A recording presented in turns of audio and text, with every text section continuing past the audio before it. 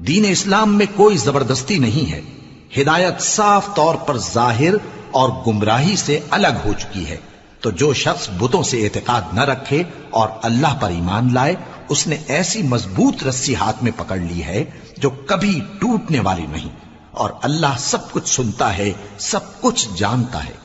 جو ایمان لائے ہیں ان کا دوست اللہ ہے کہ اندھیرے سے نکال کر روشنی میں لے جاتا ہے، اور جو کافر ہیں ان کے دوست شیطان ہیں کہ ان کو روشنی سے نکال کر اندھیرے میں لے جاتے ہیں۔ یہی لوگ اہل دوزخ ہیں کہ اس میں ہمیشہ رہیں گے، اہل دوزخ ہیں کہ اس میں ہمیشہ رہیں گے۔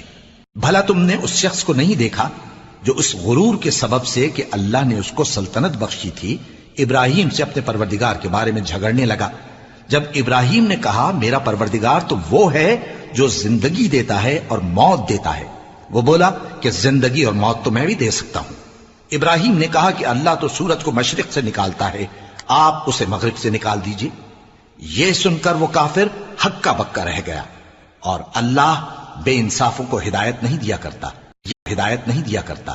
یا اسی طرح اس شخص کو نہیں دیکھا جس کا ایک بستی پر جو اپنی چھتوں پر گری پڑی تھی گزر ہوا، تو اس نے کہا کہ اللہ اس کے باشندوں کو مرنے کے بعد کیوں کر زندہ کرے گا؟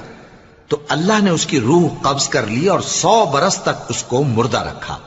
پھر اس کو جلا اٹھایا اور پوچھا تم کتنا عرصہ مرے پڑے رہے ہو؟ اس نے جواب دیا کہ 1 دن یا اس سے بھی کم۔ اللہ نے فرمایا نہیں بلکہ 100 برس مرے رہے ہو، اور اپنے کھانے پینے کی چیزوں کو دیکھو کہ اتنی مدت میں مطلق سڑی بسی نہیں، اور اپنے گدھے کو بھی دیکھو جو مرا پڑا ہے۔